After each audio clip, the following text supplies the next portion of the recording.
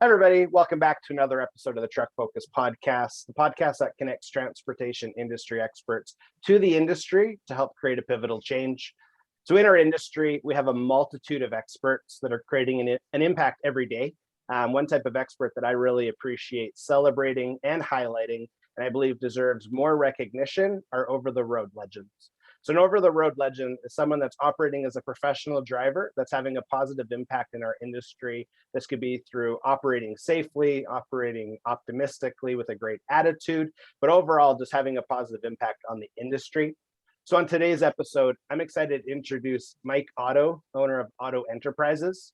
So Mike's been operating for 20 years as a professional driver. And throughout that journey, he's also started his own trucking business for the last 4 years. Mike's an excellent example of what hard work can really accomplish in our industry. And honestly, what impresses me most about Mike is what he's up to right now. So I know there's a lot of different conversations going on with different tragedies that have taken place that Mike's really going to highlight. But it's really exceptional to me, the ownership that he's taken, where he's volunteering his time. He's really gathering people together in a sense where he's launched a truck convoy recently, as well as he's doing a bunch of different stuff for different fire support victims. And it's just super powerful. So I'm just really excited for today's episode. So welcome, Mike. Hi, Josh. How are you? Yeah, I'm really good. I'm really good. Thanks for hopping on. I appreciate it. Oh, my pleasure. It's awesome. So why don't you start us off, kind of just explain who's Mike? Who is Mike? Well, Mike is a family man in the Okanagan, born and raised in the Okanagan.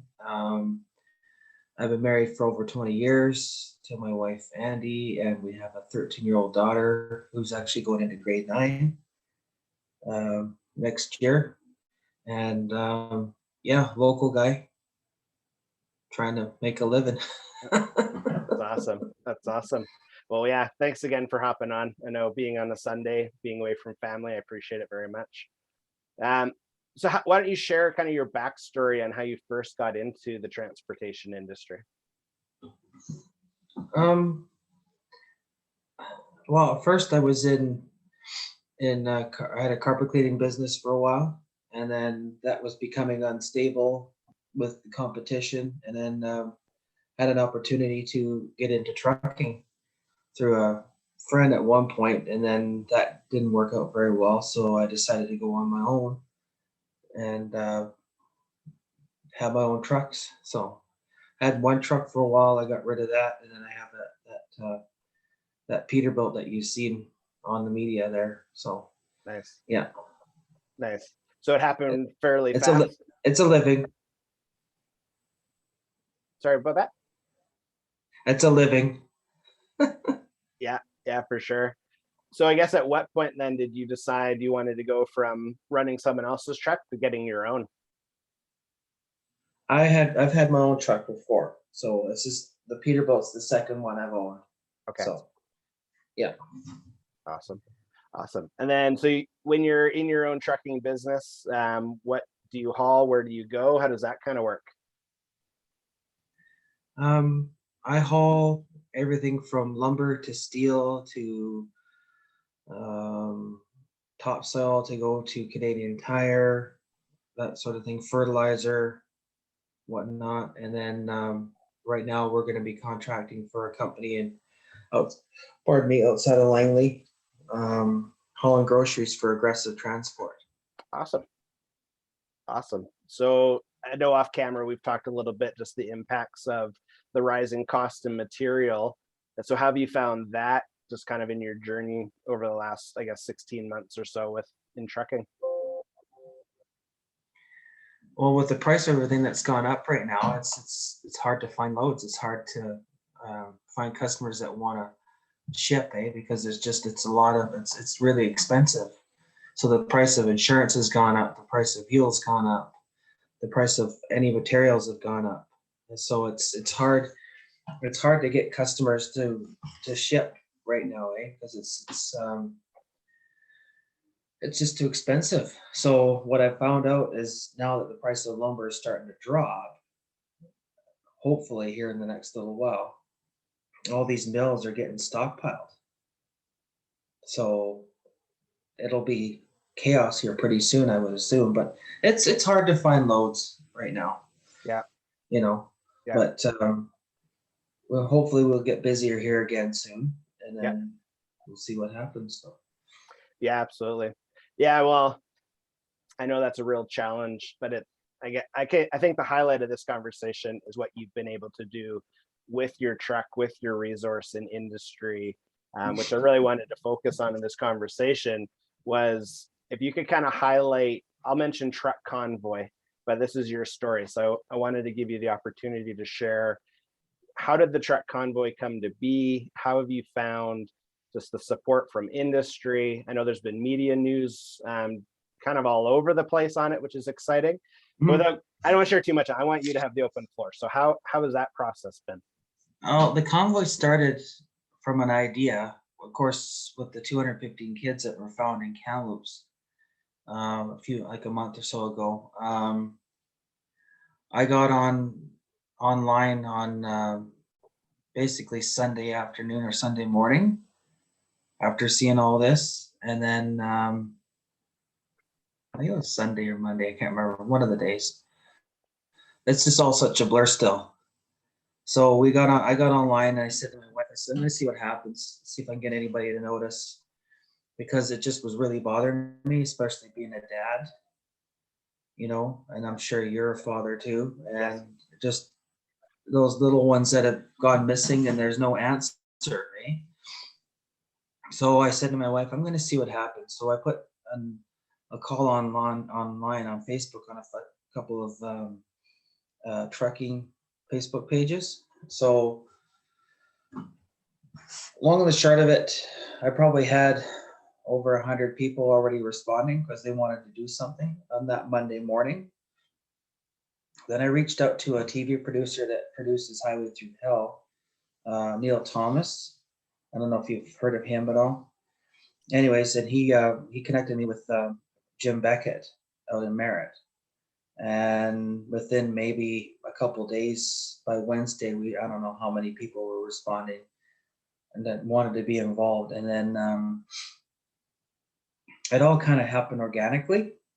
So we had members of the RCMP traffic division, they got a hold of me.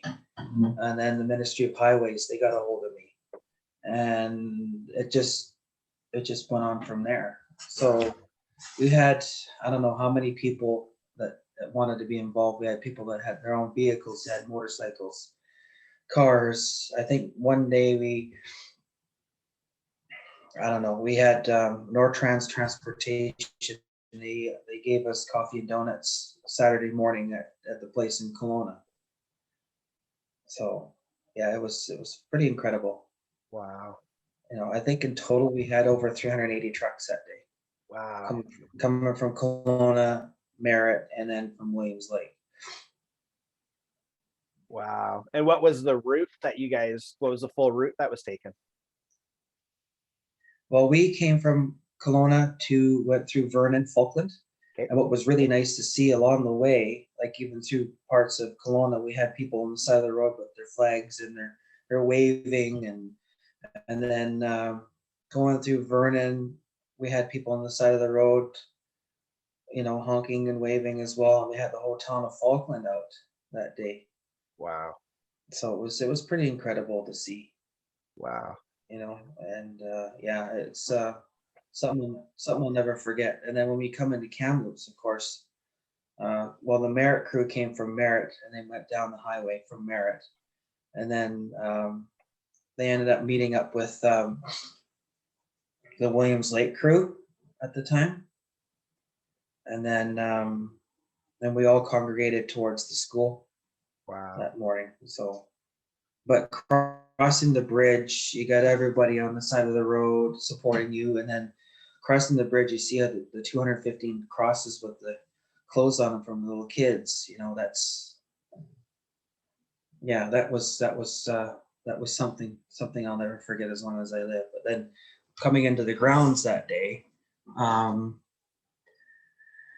we heard the drums before we even got into the school.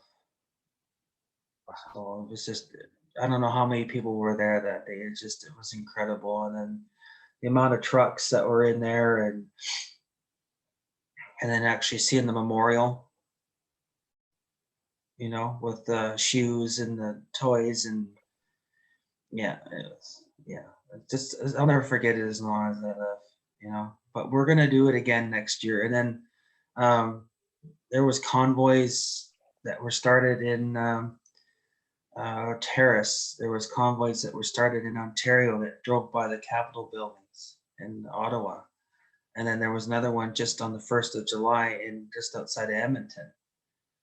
There was probably, I don't know, half a dozen or so trucks, and then over 200 motorcycles, and then probably over 100 or 200 personal vehicles. Incredible. So yeah, we want to keep it going. We want to keep the what we call it's called the Orange Wave. So people can actually, if they want to march, if they want to have a convoy, if they want to have a rally, if they want to have a walk, we hope we can get more notice, I guess you want to call it. Incredible. Sorry, I was just making a note, the Orange Wave. Yeah, it's powerful. And I think people listening to this, because our influence is, I would say, nationwide. It's an incredible thing that you did, Mike. And it kind of gave me like the tingles just hearing what you saw, trying to envision that, but just the instant response that you had. And that's neat that it started as an idea, because that's where I wasn't sure how it kind of came to be, but the fact that it literally was an idea as a caring father, loving father, and just, a quick call to action has led to a nationwide movement. That is powerful, man. Well, my wife said to me, she said, even if you don't get anybody that's going to do anything or step up, at least you tried. Yes. But I didn't think it would I didn't think it would take off the way it did.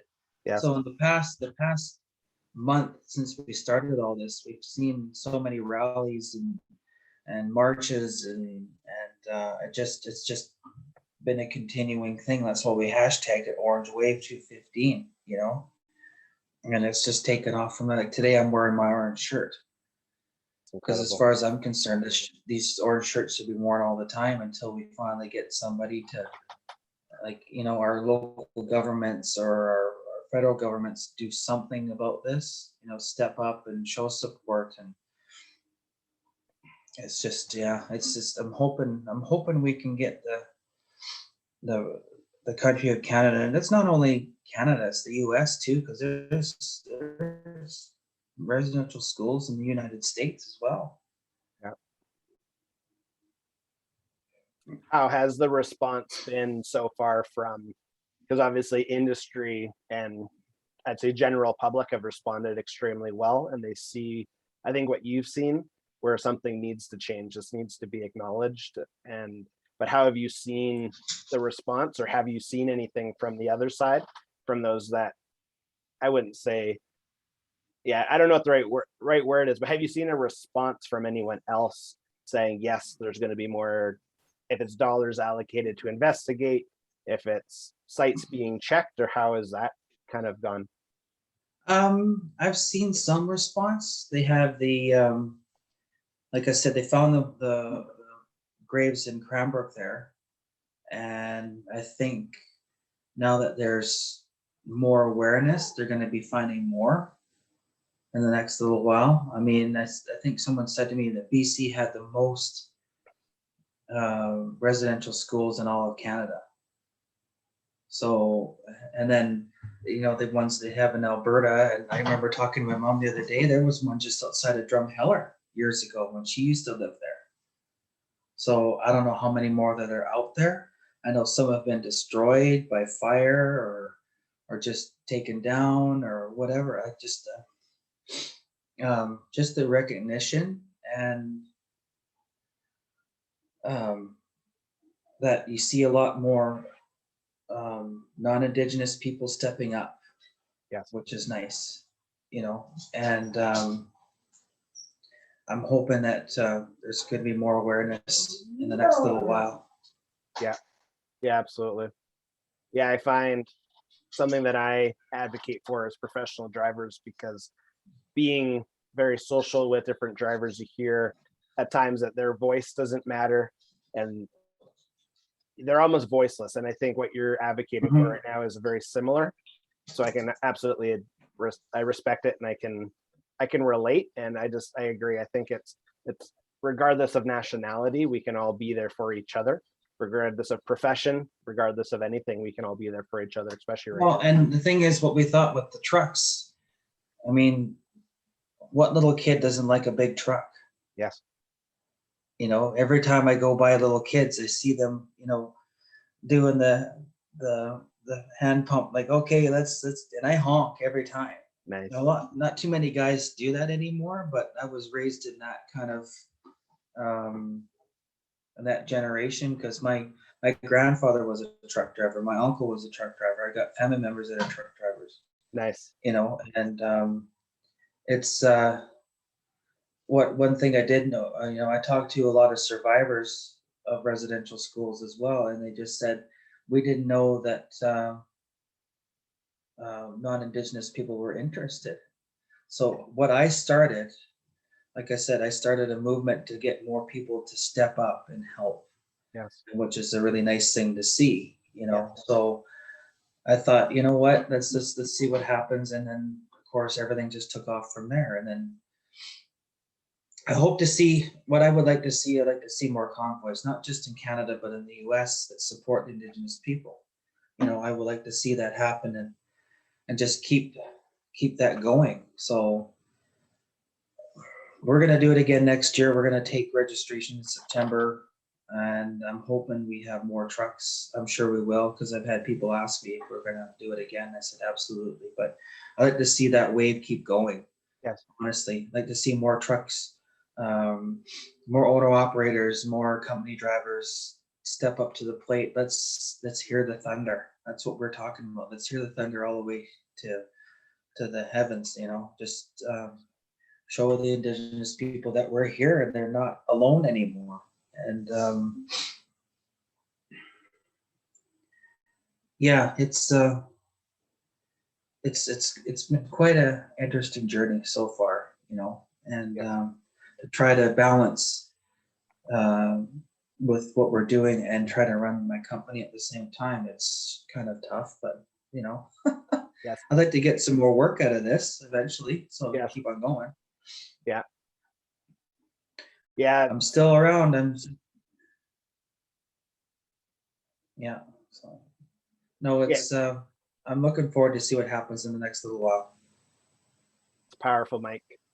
And you really highlight so with what you just said, it's true, where you highlight like this isn't going away.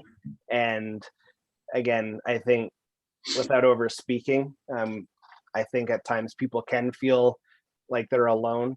And when you can show, no, you have an entire community, a family, and industry behind you, that's really powerful. And I think you're a great example of what's possible with, it starts with an idea, you voice the idea, you ask some questions, and you're putting action behind it.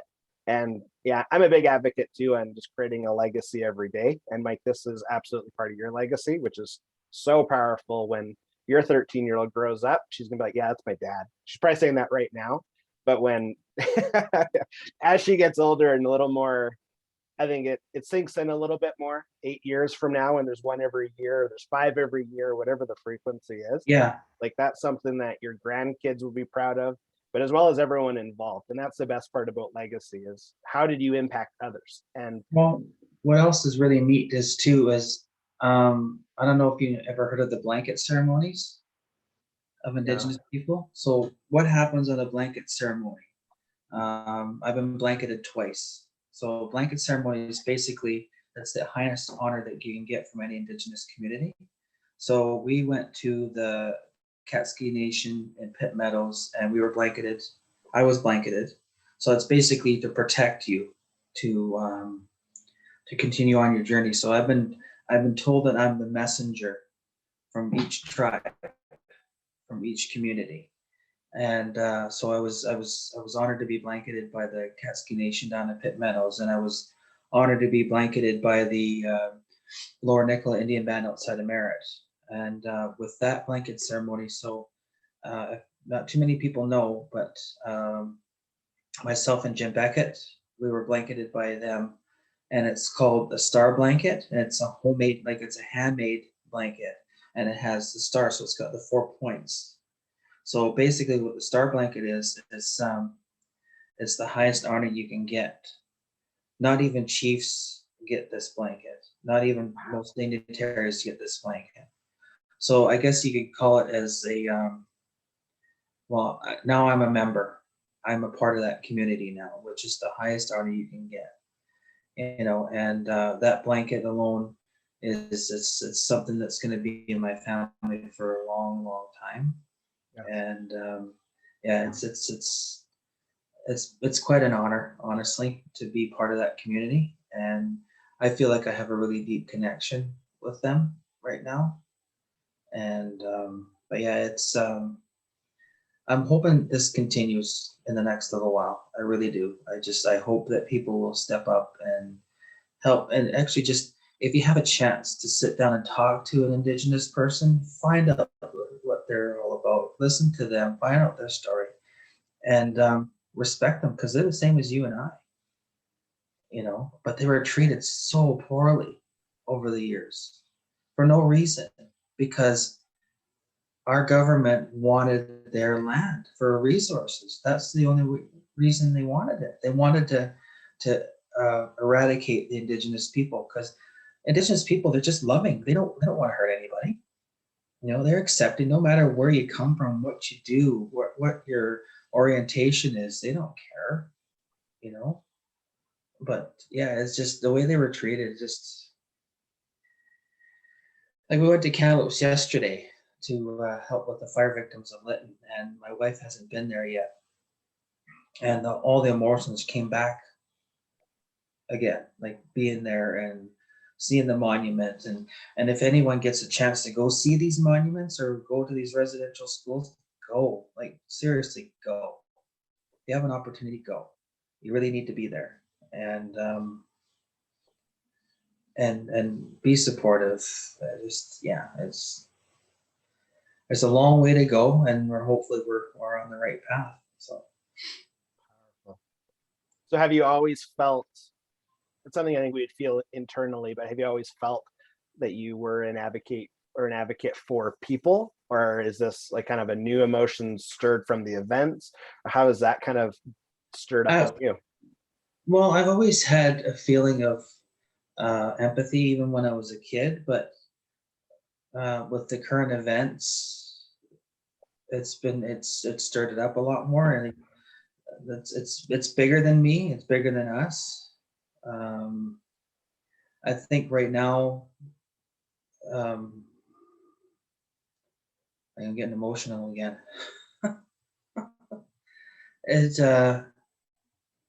It was sad. It's terrible. Just seeing these little, like, I get videos and pictures, and I get a lot of messages. I've been getting messages from Indigenous people and non-Indigenous people, like saying, "Mike Otto, you're a hero. You're a legend." I'm not a legend. I'm just one guy that had an idea and created something that hopefully will continue on. And if I can just make my little corner of the world a better place, then I did a good job. But it's just, I would like to see people step up more, honestly. And I'm hoping that I can get the message out a little bit more. Yeah. And we'll see what happens. Powerful. Yeah, I will gladly get your message out from my side for sure, Mike. Absolutely. So you mentioned you mentioned the Linton Fire, which is another tragedy that just happened. For those that don't know, that are listening, Linton, BC is a little town that had record temperatures this last couple days. I think it was 47 degrees Celsius, something like that. And yeah, so there's a fire, and unfortunately the fire went crazy and burnt a majority of the town. Some of the articles I read, people had 20 minutes to evacuate. 15 minutes. 15 minutes. Okay. So Yeah. if you think about what 15 minutes actually is, that is a blink of an eye when you're in utter chaos trying to figure out what do you do. So another advocacy that Mike's done that I've seen is he started gathering collectively, which is powerful, different resources for people. So Mike, did you want to kind of speak on that a little bit?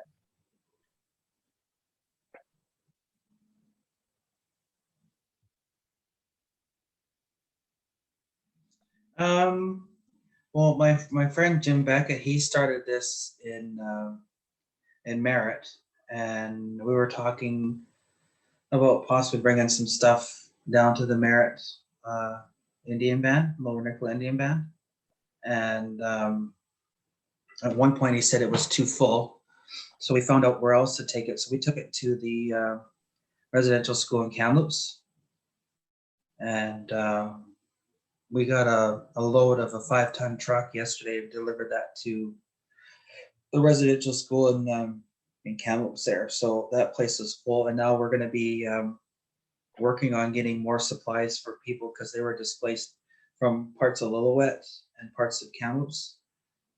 They're being displaced out here in Kelowna.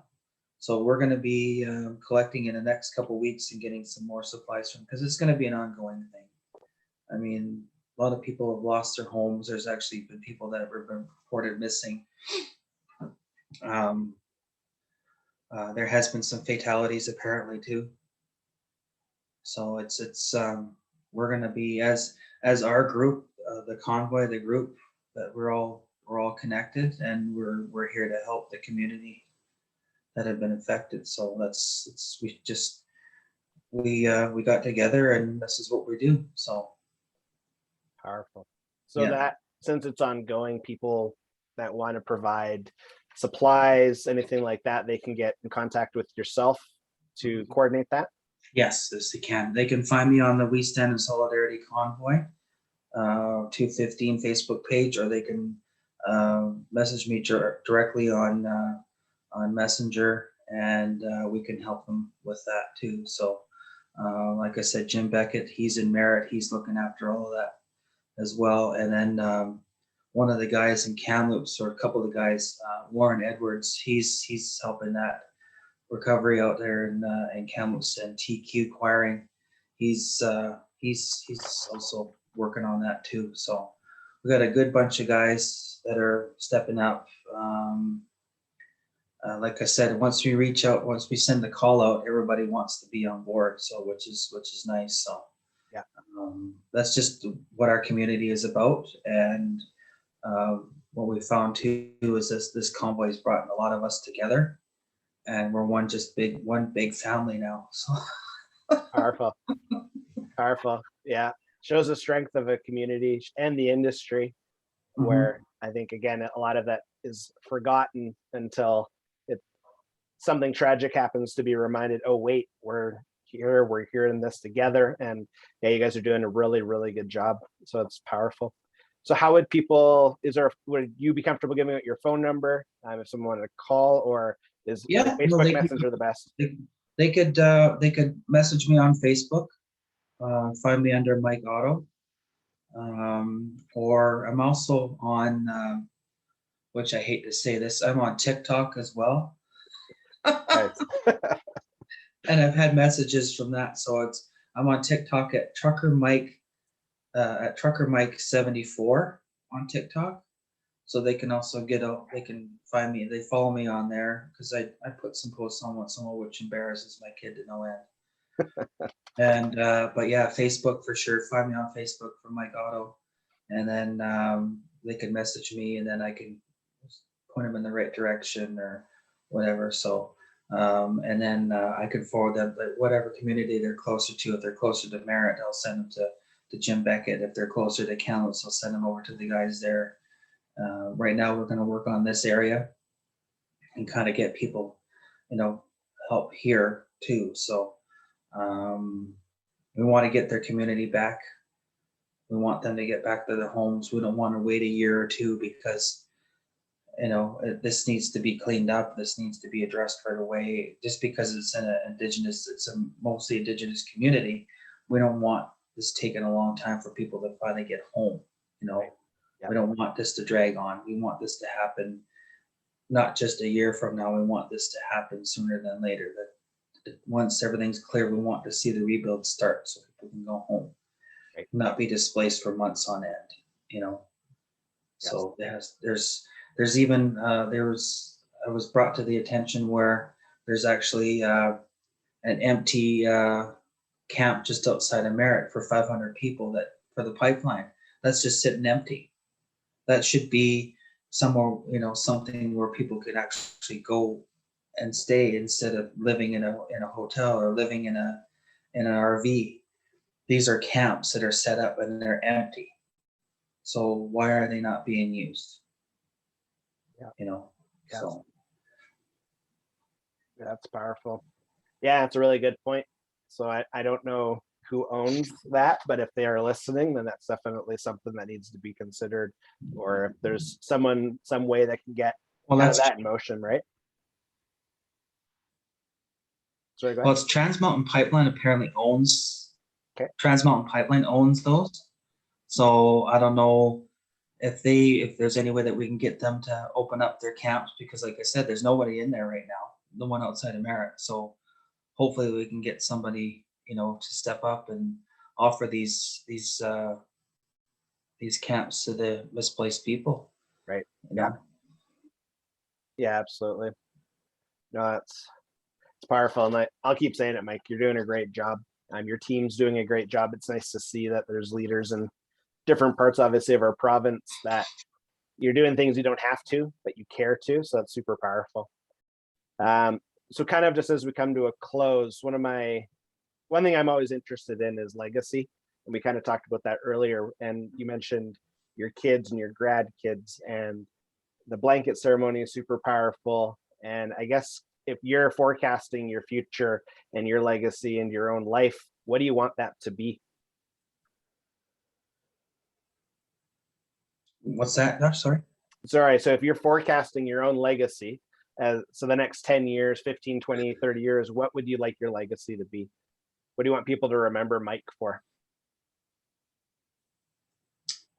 That I created a movement, that I created more awareness for the people that need the most help, are the Indigenous people. I don't say our Indigenous people, they are the Indigenous people. They were here before you and I were.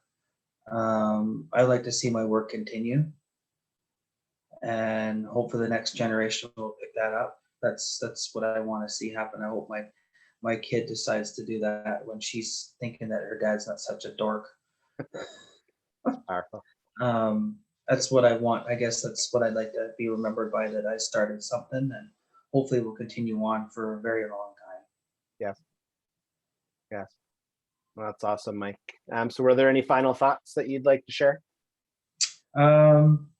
Check out our website, our Facebook page. We stand in solidarity 215 plus. #Orange Wave 215. Follow that. Become a member. Become part of the legacy. Become part of the movement, or what we're trying to do here. And I'm hoping not just in Canada. I'm hoping throughout, North America, the U.S., Europe, whatever. I've show support, be there, and get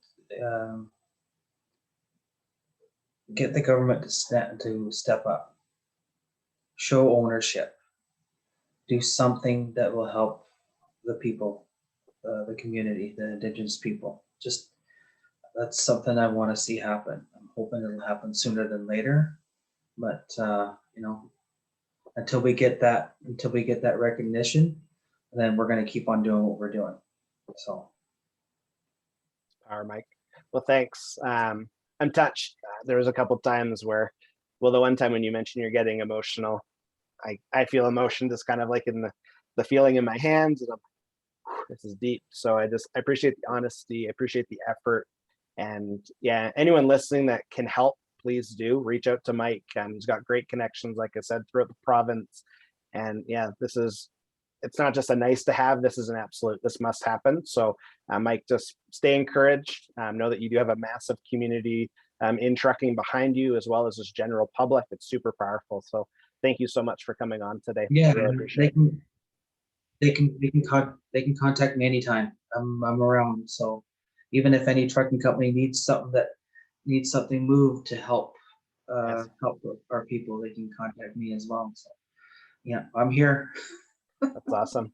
Okay, well, thanks, Mike, so much. And thanks, everyone, to all of our listeners for today. And yeah, let's just continue to create a pivotal impact. So thank you so much.